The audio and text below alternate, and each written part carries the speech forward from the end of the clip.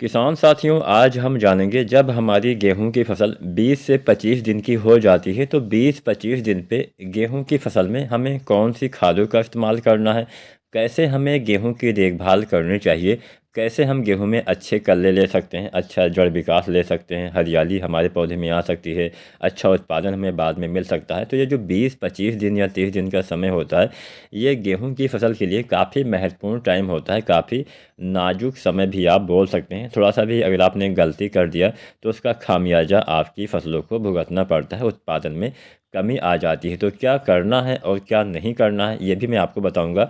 तो पूरा वीडियो किसान साथियों ज़रूर देखिएगा, और कोई भी सवाल या सुझाव हो आप कमेंट करिए, और चैनल को अगर अभी तक आपने सब्सक्राइब नहीं किया है तो ऐसे ही खेती बाड़ी से संबंधित जानकारी वाली वीडियो देखने के लिए आप फार्मिंग विद SRJ चैनल को, नीचे आपको एक सब्सक्राइब का बटन दिखाई दे रहा होगा, वहाँ से आप सब्सक्राइब कर लें। साथ में जो नोटिफिकेशन वाला घंटी वाला बटन होता है उस पर भी आपको सबसे पहले वाला ऑप्शन ऑल नोटिफिकेशन ऑन कर देना है। तो चलिए जानते हैं 20-25 दिन पे क्या करना होता है। सबसे पहले तो समय से आपने गेहूं की बुआई कर दी। अब 20 से 25 दिन का जब समय आता है, 20 दिन से ही बात करते हैं, तो सबसे पहले आपको पहली सिंचाई करनी होती है। 20, 22, 25 दिन तक पहला पानी, यानी 21 से 25 दिन का एक वैज्ञानिक समय भी होता है जब हम पहला पानी लगाते हैं। पहला पानी लगाते समय 2-3 बातें खासकर याद रखना होता है। सबसे पहले समय, 25 दिन के अंदर आपको सिंचाई अवश्य कर देनी है। दूसरा, हल्की सिंचाई करनी है। अगर आप बहुत ज़्यादा पानी भरते हैं तो नुकसान होता है। अब ये जो 20-25 दिन का या 30 दिन का समय होता है, इसको हम ग्राउंड स्टेज बोलते हैं, इसको हम जड़ अवस्था बोलते हैं। इस समय जड़ों का विकास सबसे ज़्यादा होता है। अब जब जड़ का विकास होता है तो पौधे के जड़ों को, किसान साथियों, थोड़ा बहुत नमी की भी आवश्यकता पड़ती है, इसलिए हम सिंचाई करते हैं। अब ऐसा नहीं कि यहाँ पानी भर देना है, क्योंकि ये कोई धान की फसल नहीं है कि यहाँ आपने रोपाई के समय एकदम से बम्पर पानी भर दिया। धान में जो है जितना पानी हो जाए, अगर फसल ऊपर थोड़ा बहुत निकली हुई है तो वो जल्दी, उसमें कोई नुकसान नहीं होता है। लेकिन अगर बात की जाए गेहूं की फसल की, उसमें पानी भरने से नुकसान होता है।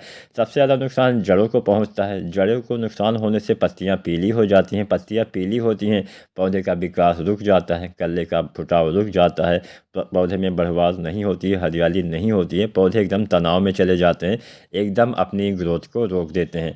अब ये जो पीलापन पानी की वजह से होता है, इसका कोई उपाय भी नहीं होता है। ऐसी कोई दवा आज तक आई ही नहीं जो हम पत्तियों के ऊपर छिड़काव करके या फिर मिट्टी में डाल के ये जो पानी वाला पीलापन है इसको दूर कर सकें। ये धीरे धीरे ही ख़त्म होता है और हमारी फसल तब तक पीछे चली जाती है, मतलब हमारे पौधे में, उत्पादन में, वहाँ पे जहाँ पे भी पीलापन आएगा वहाँ पे कमी हो जाती है। तो पहला पानी हल्का हल्का लगाना है, 20-25 दिन पे पानी लगा देना है।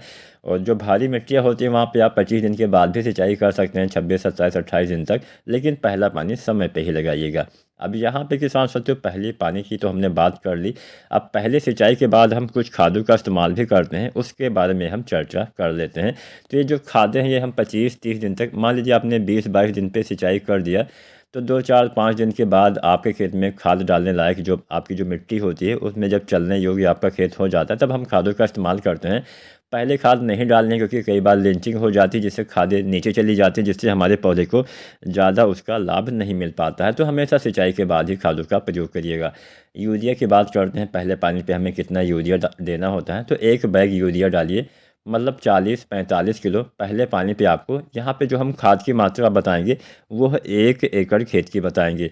तो पहली सिंचाई के बाद आपको यूरिया कितना डालना है, 40 से 45 किलो। अभी यूरिया के साथ में एक चीज़ आपको अवश्य डालना है, जिंक सल्फेट। अगर आपने अभी तक जिंक नहीं डाला है तो जिंक का इस्तेमाल अवश्य करिए। जिंक आपको डालना होता है लगभग 33% वाला जो जिंक सल्फेट आता है, 5 से लेकर 6 किलो या 7 किलो तक। या फिर अगर आप 33% वाला नहीं डालना चाहते हैं, 21% वाला डालना चाहते हैं, तो 8 से 10 किलो इसका भी इस्तेमाल अब जब आप यूरिया डालते हैं पहले पानी पे तो उसी के साथ मिला के आप करिएगा, अच्छा लाभ मिलेगा। थोड़ा सा बजट अलाउ करता है तो सल्फ़र डाल दीजिए। सल्फ़र 4-5 किलो अगर आप डाल देते हैं तो सल्फ़र डालने से फ़ायदा ये मिलता है। ऐसे अगर आप यूरिया का इस्तेमाल करते हैं तो आधे से ज़्यादा मात्रा आपकी बेकार हो जाती है, लेकिन सल्फ़र के साथ डालने से यूरिया की जो लागत क्षमता होती है, यानी जो नाइट्रोजन के पौधे को ग्रहण करने की क्षमता होती है वो बढ़ जाती है। नाइट्रोजन धीरे धीरे पौधे लेते हैं, लंबे समय तक बना रहता है, जिससे आपको नाइट्रोजन का अधिक फ़ायदा देखने को मिलता है।